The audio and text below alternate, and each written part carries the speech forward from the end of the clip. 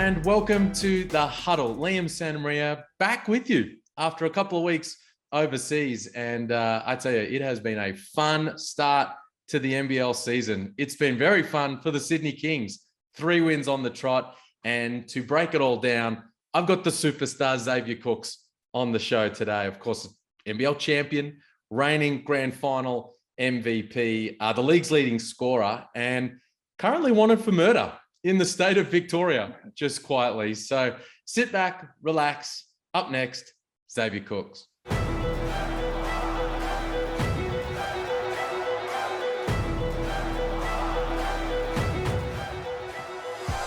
X, what's happening, mate? Thanks for jumping on the Huddle. Guy? How you doing, man? I'm good. How are you? I'm good. Straight off the practice floor. Yeah, straight off the court. Still a bit sweaty, but it's all good. Love it. Mate, you are literally a fugitive right now. They let you get on that plane? Yeah, man. It's something like that. Had a bit of hassle, but it's all good. Mate, biggest dunk of your life? Most definitely, yeah. It was it felt pretty crazy during the dunk, but then I saw the replay and it was a lot crazier than I thought. I cocked that thing back and boomed on him. So You really did cock it back. Like a really long way. Yeah, I got some long arms, so that kind of helps. But yeah, it's all right. It's all 2 points. I missed the free throw anyway, so it doesn't really matter. No. It's not. There's 2 points, and then you've got a lot of 2 points. The little floaters in the lane, one after another. But this is a play that will live forever. Talk me just through. We're going to talk about everything, but we got to start with that play. Talk me through a moment by moment breakdown of you running that lane. Did you know DJ knew where you were? Were you talking to him? Nah, I always run the lane pretty hard like that, and I'm running like a headless chicken down the lane. And eventually he looks my way, and I give it all I've got and jump as high as I can. I think I was going to bluff and go back to the shooter in the corner, and then he jumped, and it was too late for him. He was too close to the basket. He normally tries a body up and wall up, but I went right over the top of him. You really did. I described it. We shot NBL overtime before, and I kind of aligned it with the kind of confidence you look like you're playing with right now. And I described it, and maybe it's not a true comparison, but I described it a little bit like Vince Carter at the 2000 Olympics, where when he got that ball and he jumped over that dude, he was just so confident that he was like, I don't really care who's in front of me. I'm going to dunk this thing. Is that kind of, when you caught it in stride, is that just what you were thinking? I think that's a crazy comparison to compare it to Vince Carter's best dunk ever. But that is a pretty good comparison. Just the way I'm feeling right now, I'm just believing in myself. And usually I would go up and I'd see a guy contest and I'd do some soft little finger roll or something like that. Whereas yesterday I tried to go boom it and it paid off. Did you, you've watched the replay a couple of times. Yeah. Let's look at the reactions from your teammates, because they were beautiful. Firstly, not a teammate, but in the organization, Chris Pongras in the background, losing his biscuits. Same time as JG as well. One of my favorites was Geordie Hunter, because just a big smile. And you just couldn't wipe it. You guys were trying to huddle, next play, get back on focus, and you just couldn't. His smile just continued. You must have enjoyed seeing that. Oh, big credit to Geordie as well. He sprinted the lane to open up the lane for myself. So having a shooter in the corner like that, it's all credit to him, really. But no, it's happy to enjoy moments like that with Geordie out there. I love Geordie. He's a great teammate and a great person. It's just great to enjoy these kind of things together back on the court again. Did you miss him last season? Oh, for sure. I miss his real goofy humor he has out there, and he's always joking around. And yeah, he's a great teammate. Chase has sort of been talking a little bit about how tight this group is this season. I mean, it's early, of course. You're going to go through some adversity at some stage. Every team does.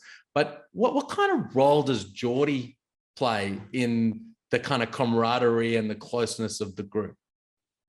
Geordie's the class clown of the group. But he does a great job of, like, a lot of these new guys come into the team and they're kind of a bit afraid to make jokes at themselves a lot. You know what I mean? They don't want to be embarrassed and all that kind of stuff. And Geordie sets the tone of that really early and just always being a goofball and laughing at himself. And that makes everyone feel that they can let their guard down a little bit and get comfortable in the environment, all that kind of stuff. So he plays a huge role, but it also comes from Chase. All the coaching staff does a great job of just having humor in everything that we do. Like, we're serious, but we have some joking time and we're paying ourselves out and all that kind of stuff. So it's a good environment to be around if you can handle it. Have you? Well, that's true. That's true. Have you seen the baseline angle? Probably. Have I you can't seen remember, but Justin? probably. Oh yeah, yeah, yeah. That's hilarious. Yeah. Justin's my guy too, so I'm not surprised. But he was a little bit surprised I dunked that thing. I haven't really had a dunk all preseason. I had one in preseason blitz, but all season, not even at training really. So I think he's a little bit caught off guard. That was beautiful. I think we were all Justin Simon in that moment. Yeah. I think, Yeah, but me too. he's kind of like, obviously he's new to the group, coming in after, and it's hard to come into a team that won the championship the season before, but he seems like he's gelling with you guys pretty quick. Oh, for sure. His kind of personality, he could get along with everybody. He's just a laid back, cool dude. I knew him a little bit in Wollongong, but not too much. And then ever since he's been here, we've been really close and just hanging out away from training and all that kind of stuff. But he's an easy guy, easy going guy. But not just him, all the new players on our team are very easy to get along with, and they really gel well with our team. Big old win, massive win, up 38 at one stage. You guys were on the other end of that, of course, last season in Melbourne. You got some back with that on the weekend. But the biggest part of it for me was the record 14th straight road win. You're a guy who's been around the NBL your whole life. So when they start talking about Canberra Cannons in 1985, you have an appreciation of like the history of the league. I mean, how does that sit with you, the fact that you guys have won 14 straight road wins in a league where it's really difficult to win away from home? It's very difficult to win away on the road. But I think that just speaks of our team mentality. We love to think it's like us against the world. So those kind of environments we really thrive in. Just you walk out there, we're getting booed. I think they play the Star Wars music in Melbourne when you walk out. And it's like, you just feel like the villains. And we love that feeling in Sydney. Just we embrace it. We thrive off it. And it's two different teams really. So it's kind of hard to, a lot of it was last year's team. It's only 2 on the road for this year. But it's the same kind of mentality we bring along with every game. We talk about it in film sessions, all that kind of stuff. So, yeah. Are you one of those guys? I mean, as a team, it feels like you are, but there's some players who take real joy in silencing an away crowd, like Craig Randall and Robert Franks. What they did in Phoenix, they were just having the best time quieting that massive Phoenix crowd. Do you enjoy that, or is it the roar of that home crowd in Sydney that really gets you going? That's a great question. I think I almost would rather the away, just the ooh, you know what I mean, compared to the cheering, all that kind of stuff. It gets loud, but the ooh, when you can silence the crowd, there's no better feeling, in my opinion. Nice. Derek Walton Jr., speaking of new teammates, you guys, he's a stud, right? Yeah. You and him look like you're already developing a really nice combination. Yeah, we're all good.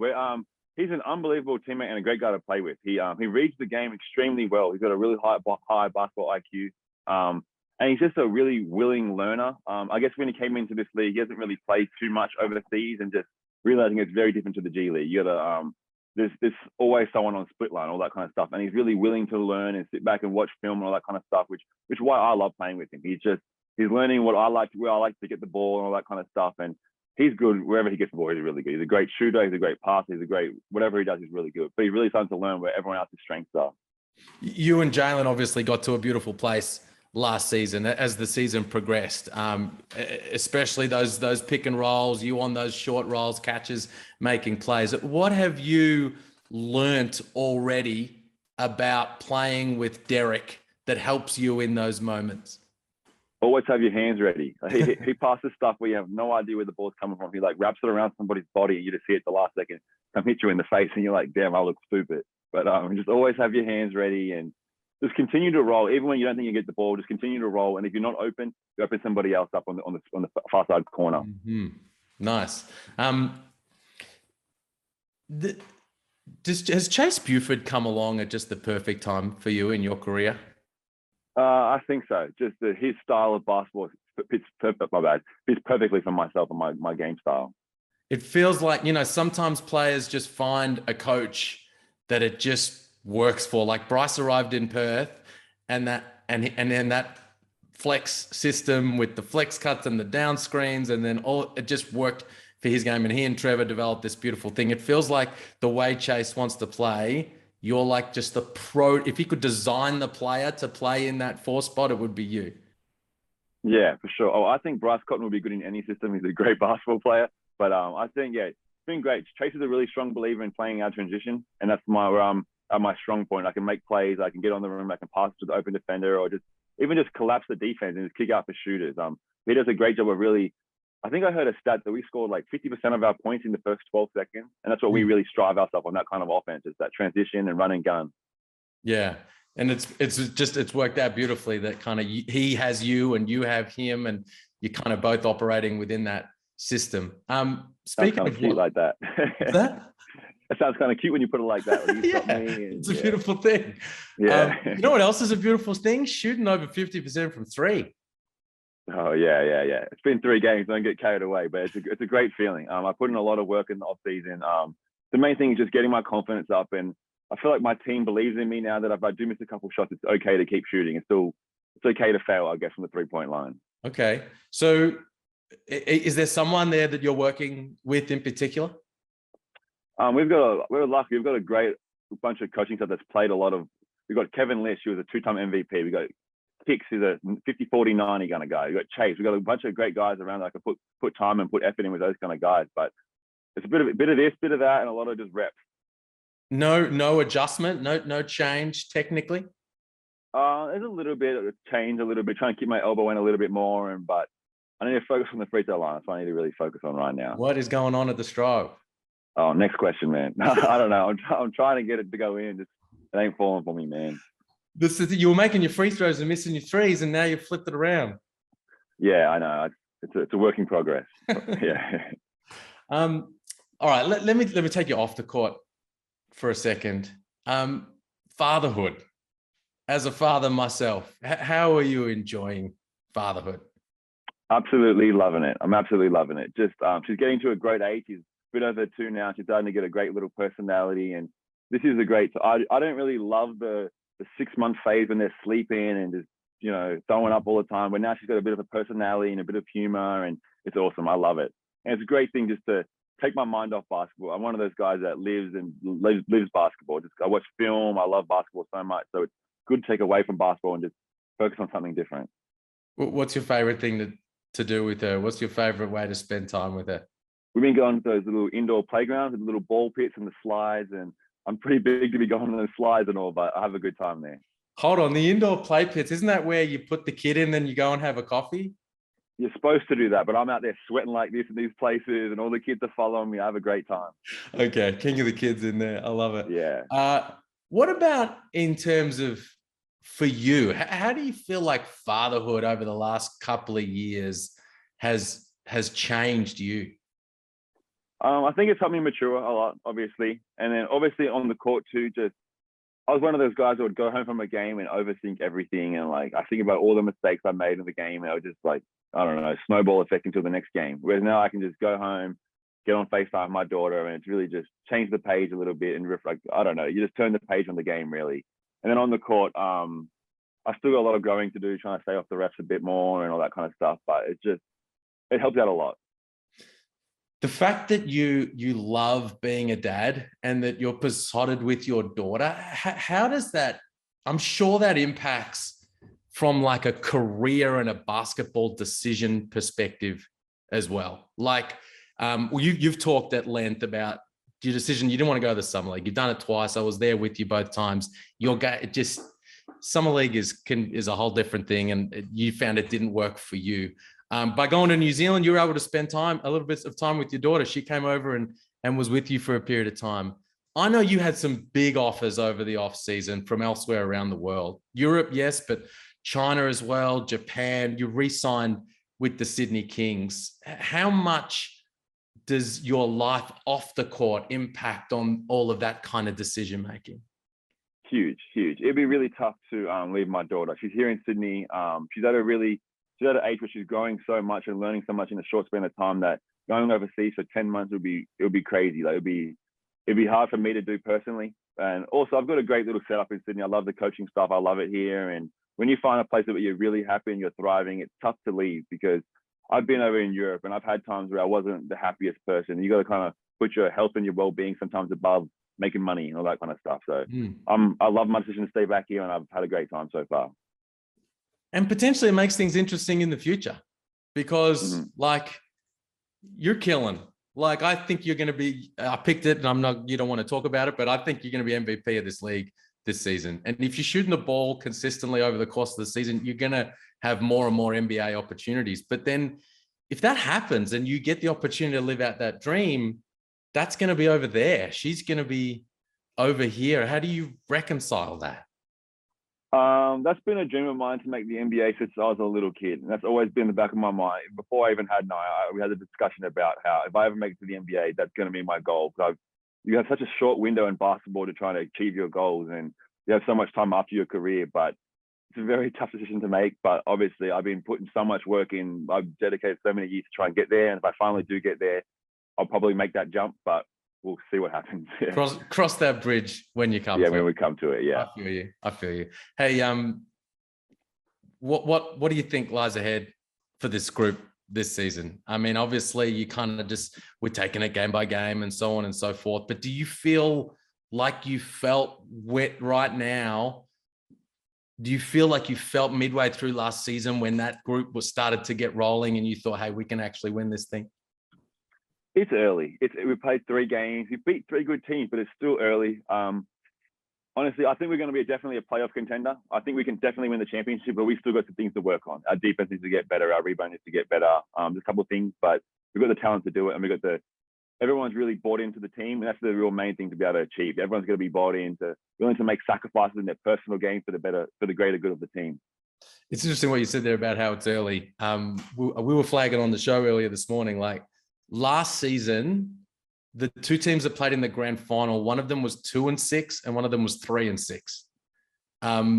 Everyone's piling on Melbourne right now. You guys lost by 40 early last season. You went on to win the title. Like, it's so easy to overreact to some things that happen in these first couple of weeks. Exactly. Just got to keep your head down and keep getting better every day. Well, obviously the Wildcats are the other undefeated team. The third undefeated team, they also haven't won a game yet, is Adelaide. We mentioned them before, but, you know, without wanting to blow too much smoke up other teams, like I know you probably don't want to do too much, but what was it like for you watching what they did over in Phoenix? I was personally happy for them boys. They put Australia and NBL on the map, really. We've been on the map for a while now, but they made a real good statement. They shot the lights out of the ball in that first game, the absolute lights out of the ball. And I'm happy for them boys. I don't think they can do it every game, but when they're hot, they're clearly going to be a really hot team. And when they're not hot, we'll see what happens. But they're going to be a really good team this year, and credit to them boys. Yeah, credit to them boys and CJ. Do you feel like it's interesting? I'm wondering whether, like, the way you're talking there, whether that's how most NBL players felt. Like, yeah, they're Adelaide, yeah, they're our competitors, but they're actually in a way kind of representing all of us over there with what they're doing. For sure. I'm not that really a salty kind of person. I'm not going to be like, man, I wish that was me out there. Like, they deserved it. They went out there and they played the perfect game. You know what I mean? They played the perfect game, and I'm happy for them. Just like, happy for everyone involved, the coaching staff. I know everyone's having a ball over there. They probably got drunk as hell after the game and celebrated, and so they should. Actually, they didn't. I tried to get them. In 2 days. Yeah. I tried to, man. I walked in with a slab into the lobby of the hotel, and everyone was like, Liam, chill. We have some Gatorades out here. We got a Gatorade. We got another game. We got Tasmania coming up. I was like, oh. That's what they told you, bro. They were in that room partying, I bet. I was like, I'll just take this to my room, I guess. Yeah. All right, man. Cool. Hey, thanks heaps for the chat. Lastly, just to finish up, when you guys got together today and talked about the weekend and moving forward, what did Chase highlight or Fleur or Kev highlight for you guys as the things to focus on to improve from here, what you've done in these first couple of games? We had a pretty brutal film session, to be honest with you. For a game that you won by 20, we got slaughtered out there. Just letting our foot off the throttle, turning the ball over too much, rebounds. There's little things that we've been focusing on so much with us. We've got to get better at, but obviously it was a good win, but there was a lot of mistakes in that game as well. And another matchup with Bainesy. I can't wait. My body's still recovering, but I'm ready for it.